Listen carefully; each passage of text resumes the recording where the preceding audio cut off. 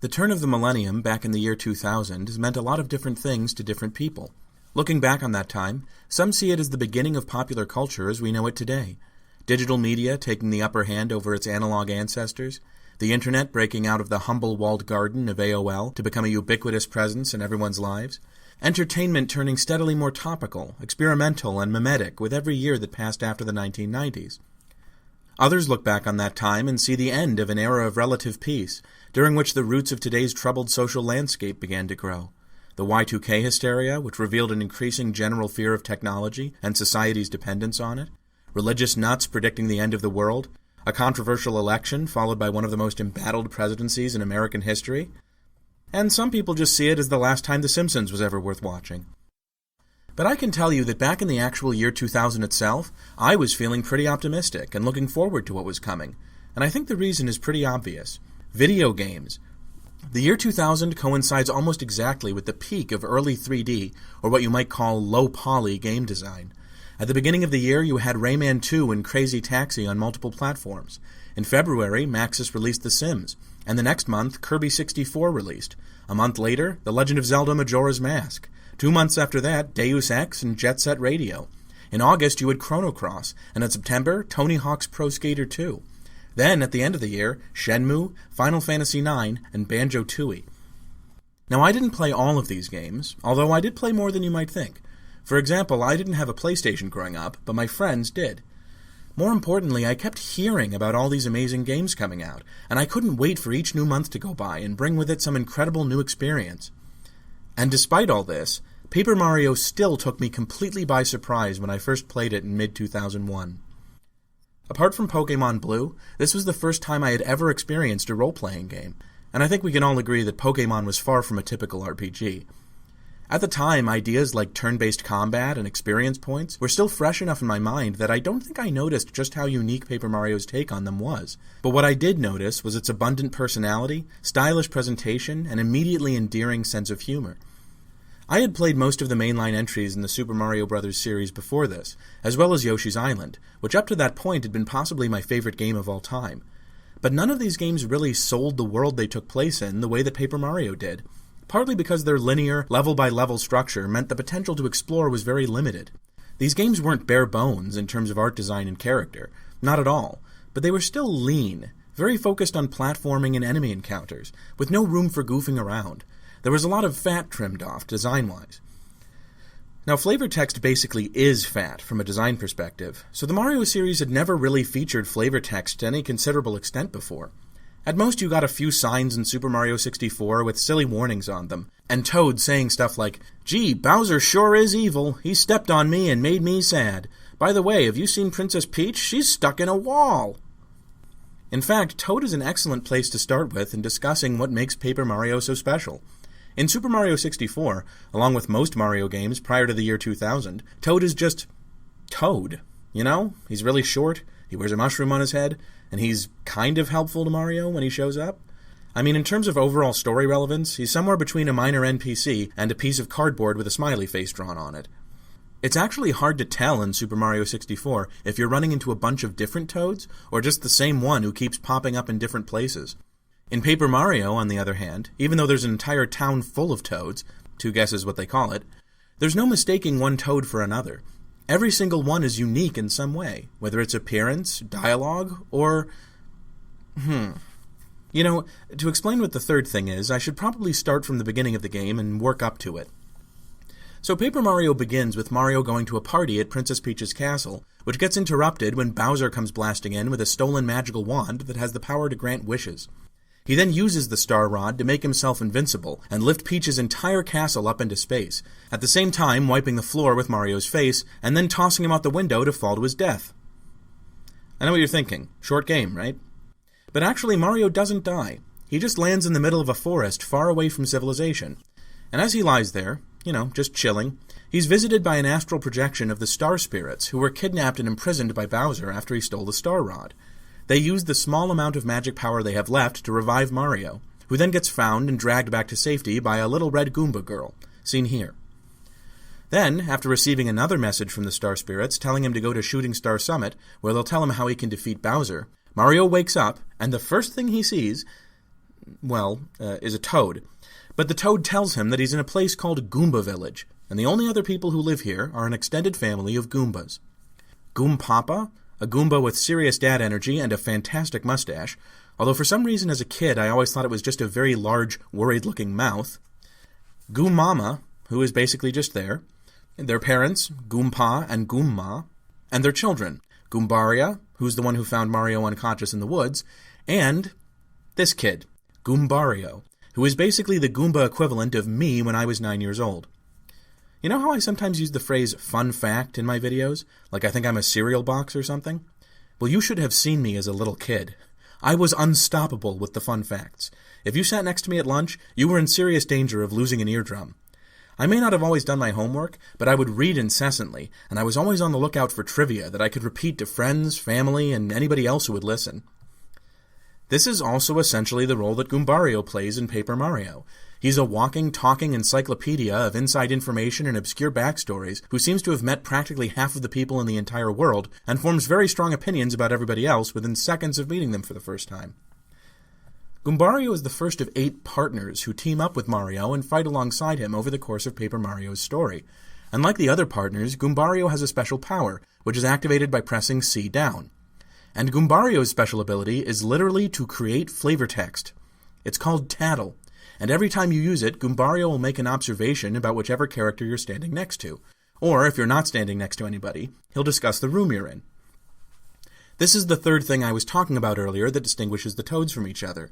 Not just toads, but all the NPCs in the game who you can talk to have their own unique Tattle entries, in which Goombario will share with you whatever dirt he has in this particular person. Names, relationships, hobbies, favorite foods. It's all a lot to take in, and you get the impression that Goombario would make one hell of a private detective. It's hard to say when during the development of Paper Mario the Tattle feature was included, but one thing is clear. By including it, Intelligent Systems was making a big, possibly unprecedented commitment in terms of how much thought they were going to put into the game's setting and characters. Giving the player the option to make Goombario talk about every room and every interactable NPC meant that each one had to have its own identity, something to say about it that wasn't blatantly obvious from its appearance. For example, this decision led the team to give names to a lot more characters than previous RPGs would have. Not every NPC in Paper Mario has a name, but a surprising number of them do. When minor characters are defined largely by just their own dialogue, their names are kind of irrelevant. Imagine an NPC saying something like, "Man, those shy guys sure are trouble. Oh, by the way, my name's Jerry and I live in that house over there." It doesn't make sense. But when Goombario is telling you about an NPC, starting with the name is so obvious that it's actually a little awkward when he doesn't. Goombario is the one who would say something like, "This guy's name is Jerry. He lives in that house over there and he hates shy guys because one of them stole his lucky shoe." Now I'm sure you can already see that there's a downside to this kind of exposition. If it just so happens that the player doesn't care much about the setting or minor characters, then this stuff can come across as super boring and pointless.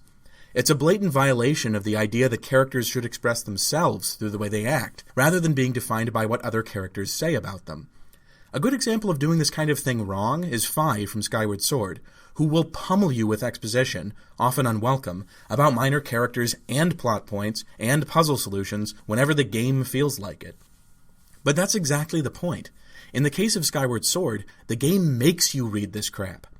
In Paper Mario, if you ever read any of it, it's because you chose to, which makes you feel good because you're in charge. Even the mechanical benefit of tattling enemies in battle can be replicated by using a special badge, so you're not pressured into reading unwanted flavor text if all you want is to see how much health the enemies have.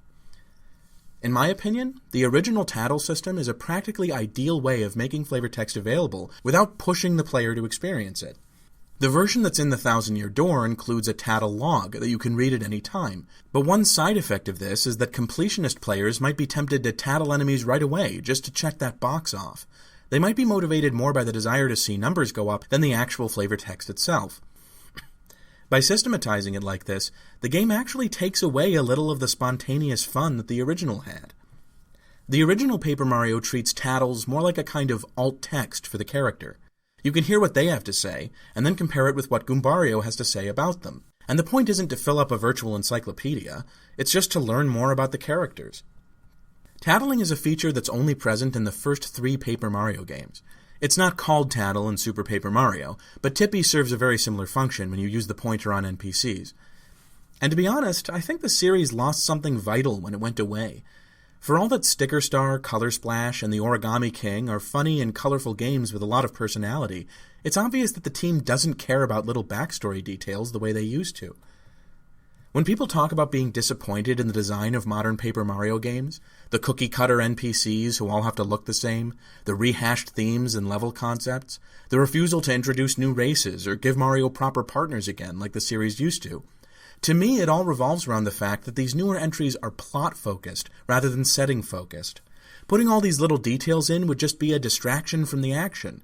It would encourage you to dawdle and soak in the world, instead of achieving objectives and finding stars and beating bad guys and whatever else the game wants you to do. But you know what, Nintendo? I want to dawdle. I want to soak in the atmosphere. What's the point of you making all these adorable characters and beautiful art assets if every time I see one you hurry me along towards something else? Are you afraid that if I take a really close look at what you've built, I'll see all the seams, all the little pieces that don't quite fit in, and make fun of them? Paper Mario wasn't afraid of that at all. It was bold and confident. It said, here's our characters. We think they're all really cool, and if you want to hear more about them, we'll tell you. That's what Goombario represents, and it's the reason why, despite him having a pretty generic personality, all things considered, he's still one of my favorite party members in any RPG. So let's end this video by letting him speak for himself. Here's the Tattle dialogue for 9 of my favorite characters, both major and minor, throughout the world of Paper Mario. Take it away, Maestro. He's my dad, Goompapa. He's willing to do anything for us. We can always count on him. He doesn't really look like it, though. But did you see him fixing stuff after that earthquake? That's when I knew he was cool. He's a stubborn and mysterious old man. His name is Merlin. He uses magical powers to look into the future. I've listened to his stories before, and they're really long. I try to pay attention, but sometimes I fall asleep. Still, his fortune-telling is supposedly right on. I don't know personally, but Goompa told me. She's Taste-T, by far the greatest cook around. Trust me, my mom is a really great cook, but even she admits that she could learn a thing or two from Taste-T. Taste-T will cook for you if you take ingredients to her. Come on, let's ask her. This is the oldest Koopa in Koopa Village. His name is Koopa Koot. He's famous for being selfish, stingy, and impatient. He doesn't ask for things that are impossible, but you can bet the tasks will be hard and time-consuming. He's a wacka. When you hit wackas, they get bumps that fall off. I heard that they're yummy. You know, I'm not normally into hitting wackas, but once I heard of their tasty bumps, I got the urge to whack 'em. He's a boo called Bootler. He's the manager of this mansion and the personal assistant of Lady Bo. Ordinarily, his title would be Butler. Being a butler is hard work. Maybe I'm just imagining this, but doesn't it look like he's enjoying himself? Maybe he likes hard work. What do you know? A rose called Rosie. She loves it here in the garden. She's pretty full of herself. I guess she thinks she's the prettiest of all flowers. She is quite beautiful. She has a strange way of expressing herself, though. This is the Toad Minister. Pleasure to meet you. My name's Goombario, sir. I'm Mario's right hand, sir. Just joking. But seriously, one day I'd love to be invited to a castle party. How about it? He's Luigi. I don't have to say anything about him, do I? He's your brother.